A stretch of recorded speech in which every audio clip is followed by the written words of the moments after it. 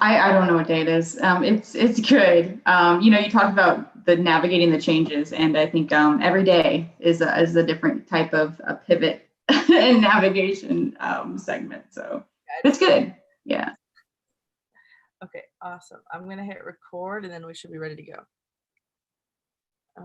Here we go.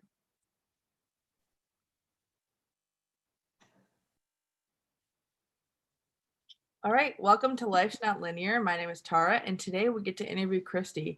And I'm super excited to hear about your story. And so please, if you could take a moment to introduce yourself and give us a little bit of background. Sure. So my name is Kristy. I actually work with Verizon Wireless, and I've been with the company for about 8.5 years. I have been in multiple different roles and multiple different regions where I've moved with the company. And I saw the opportunity to come on here and talk about some of the ways that some of the things life throws at us, and we don't always intend to, end up where we think we will be. And I can really relate to that. So I thought it would be a good experience to share some of that. Awesome. Thank you so much for being on today. I'm super excited to hear more about that. So could you tell me kind of where your journey started? Like how did you know like what you wanted to do in school, and how did you pick that and kind of go from there? So I was a very social kid, and I had a lot of friends, and I thought I was the greatest person at giving advice. Like my friends always came to me. They were always like, Kristy, what do I do in this situation? You have such great advice. And I kind of got a little bit of an ego, and I had this idea in my mind that, well, it only makes sense that I should be a psychologist, right? And do this for a living. So I moved away at 18. I moved from my family, and I moved about 2 hours away. And I found a job in a college town. It was called Edwardsville, Illinois. So by St. Louis. And I started working at Best Buy. And I started going to college, and taking my undergrad classes full time. So originally I thought I was going to go to school to get my degree in clinical psychology. So was taking the classes, working full time. I had switched from Best Buy to a cellular carrier, a different cellular carrier. And I had started to find that listening to people's problems all day might not be the best idea for me, because the biggest problem I had was when people didn't take my advice. I think while doing that job, I worked my way up to being an assistant manager at that store while I was in college. So very full load there to work full time and do that. But I started to really fall in love with my job and with leadership in general. So I started really focusing, again, buckling down. I finished college. I continued to work. But I finished my degree in psychology, my bachelor's, and I continued to work full time for a couple of years, and I eventually got a job with Verizon. And that's kind of my undergrad story as far as where that went. So I finished my degree, and I'm very grateful because I use that every single day. But I decided to pivot there, and I can go into my graduate, my post-degree work if you want, but that's kind of how I started. I thought I was going to be a clinical psychologist, went to school, worked full time, and then, just had a revelation one day. No, that's super cool that you kind of had that revelation. And I like that. Could you, I guess, dive in a bit more on how you said you still use your degree every day, but not in like the clinical psychology field? Oh, absolutely. So, the one thing about psychology, it teaches you a lot about the complexity of the mind and how everyone operates with different emotions and feelings, and where a lot of emotion comes from with people, right? And right now, especially during this pandemic, there's never been more of an instance that I've had to use a lot of the training that I've learned in my psychology classes in terms of emotional intelligence, and soft skills like people skills, and communication. than I do right now. And I will tell you, those skills have undoubtedly made me a better leader overall. And they've also been, I think, the one thing that I can say has definitely, helped me through keeping my team afloat during this whole thing and keeping us in a great, a good mental health state.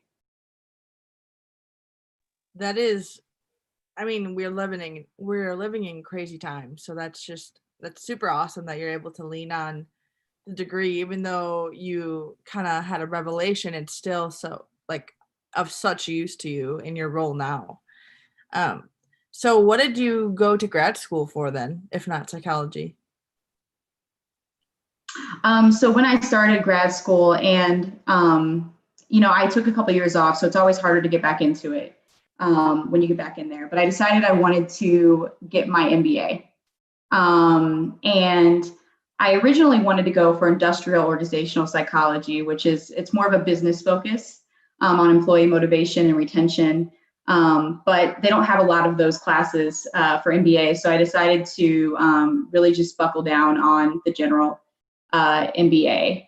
So I did that while working for my company. It took me a little bit longer, but definitely was worth it. And I focused on the general classes, and then I also took leadership classes with it.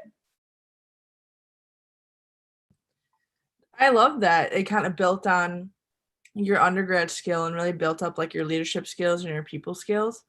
Um, and so kind of looking back at your undergraduate degree and now your graduate degree, I guess what made you take that first step of like going 2 hours from home and just getting a job and going to school? Like what motivated you? What prompted you to do these things? Yeah, I grew up in a very lower middle class household. I lost my dad at a pretty young age, so it was just my mother taking care of my sister, my brother, my grandmother, and me. So I actually worked full time during high school to help with the mortgage and the bills. And I always knew I wanted to go to college, but I knew I didn't want to stay in the town I grew up.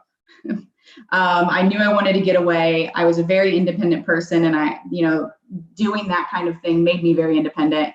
So, I turned 18 and I just had this sense of I want to get away and do my own thing. So it was more of an impulsive thing of where I ended up. But that was kind of the deciding factor for me moving the 2 hours away to go to college. Sweet. And then,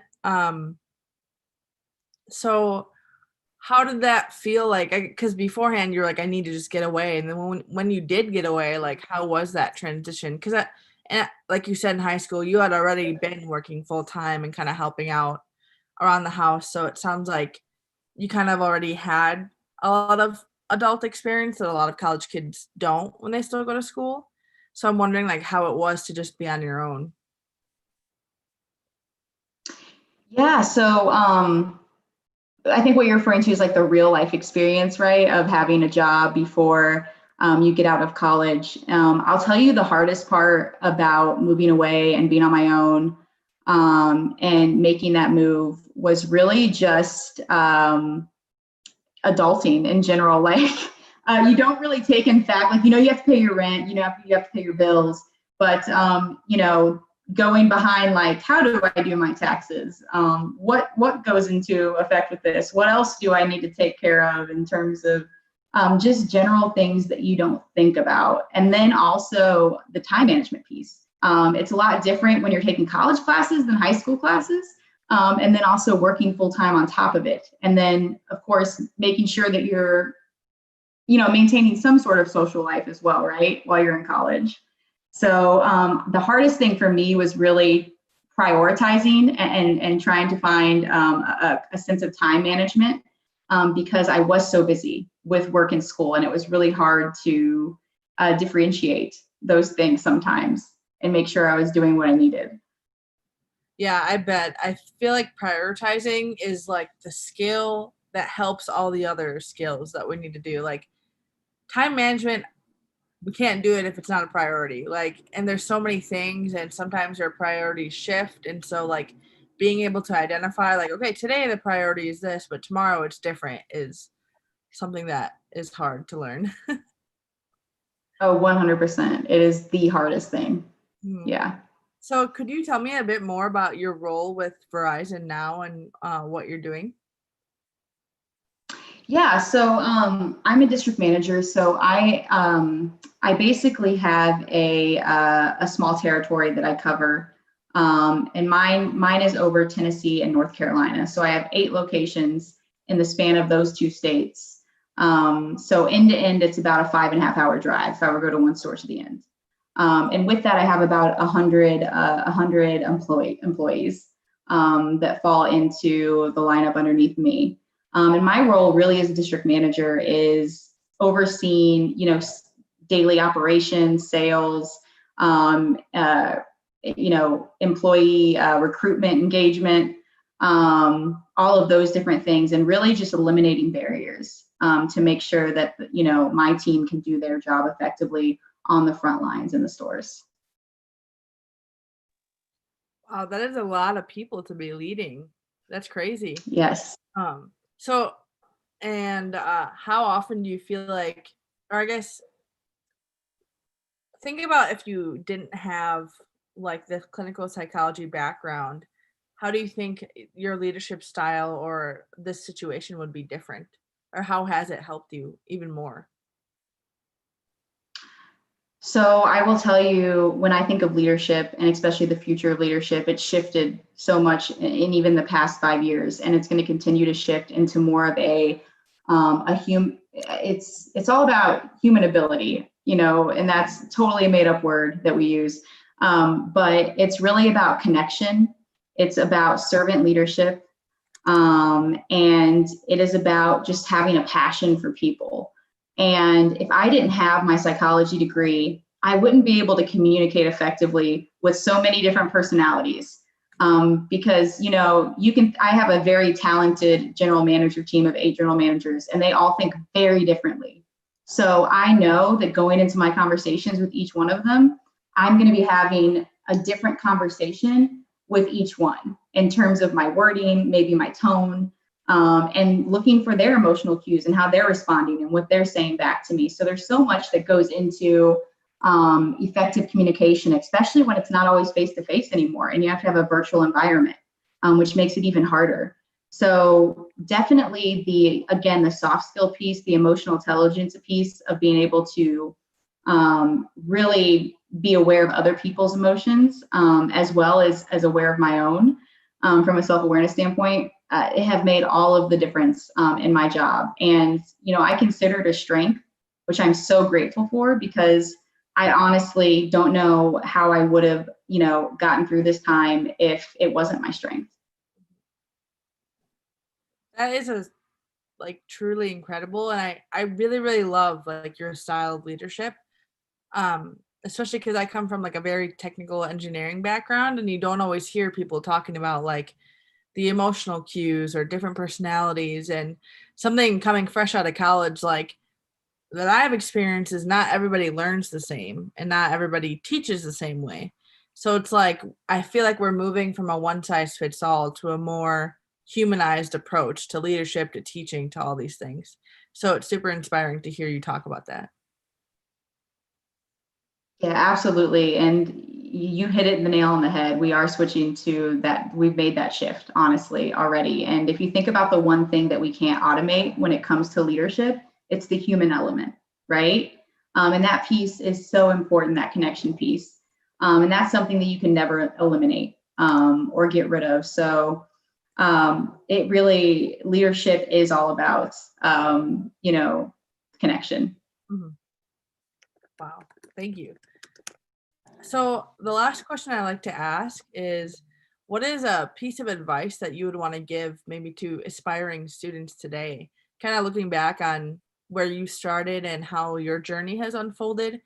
What's some advice that you would want to give students really early on in their career?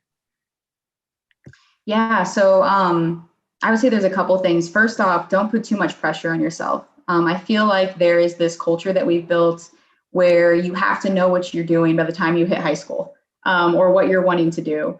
And you have to have your life all planned out. And it doesn't work like that. I wanted to be a police officer when I was a kid, and then, I wanted to be a Power Ranger, and then I wanted to be a veterinarian, and then it turned into the psychology, right? And there's so many different things that you go through when you're younger, and it takes a while to really cultivate what you're passionate about. And that goes into like that second thing. So it's okay to change your mind, but make sure that you're passionate about what you're doing. It sounds so cliche, but I always tell people, what sets your soul on fire? Like, what makes you get out of bed every day? What are you excited to do? Because I will tell you, I wake up every day and I feel so blessed to be able to do what I really love, and what I feel like is my sole purpose. And if you don't find what sets your soul on fire, what your purpose is, you're going to be miserable in your job. So, that's another thing. And I would say the third thing is make sure you connect with people, build connections. It doesn't matter if it's people, your classmates, your teachers, like other people you meet. You never know where those people are going to end up. And so much of your career and where you end up and what you'll learn and the steps you'll take depend on the connections you build and the relationships you foster. You can't just keep your head down and work hard. You need to make sure that you're taking that time to intentionally connect with people and network. I love it. Even though it is like some advice can be cliche, it's so true. So I love that you said that it's okay to change your mind, but make sure it's something you're passionate about, because I think that's another struggle is a lot of students either are afraid to switch because they're like, oh, I already did a year in this major, I should just finish it or whatever. So they either don't switch or they switch so much without like thinking of, okay, is this really the right switch? So I think it's super important to hear that perspective that you just shared. Yeah, and that's the thing. Like I feel like we can't consider that a waste. Like if you went to school for something for a couple of years, it wasn't a waste, because I guarantee it broadened your perspective. It built, your background and your knowledge of so many different things. And it helped you get to where you are right now. So I feel like never consider it a waste, because it definitely helped you in some way, and made you stronger, and made you better. So I definitely agree with you on that piece, though. We need to normalize that it's okay to make changes, or it is okay to switch gears. So Completely. Thank you so much, Kristy, for being on today's interview. I really enjoyed hearing kind of how you started and where you are now, and how you're still like everything you've learned is building on each other and you're using it in whatever fashion. So thank you again for sharing your advice as well. Yeah, no, absolutely. I appreciate you having me on, and I think it's great to have a series like this, especially right now, because I will tell you, I don't think as leaders and people, that we're as vulnerable as we need to be, about our careers and the setbacks that we've had and the things that we've learned from our failures. And don't let anyone fool you. No matter what position they are in, if they're in a higher up position, they have failed many times, and that is a good thing, because you learn so much from that failure. So do not let somebody think that they are perfect on paper. I guarantee you, we've all had our struggles, we've all had our setbacks, and we've all had our stories. So thank you. Yeah, no problem. I'm excited to hear more stories.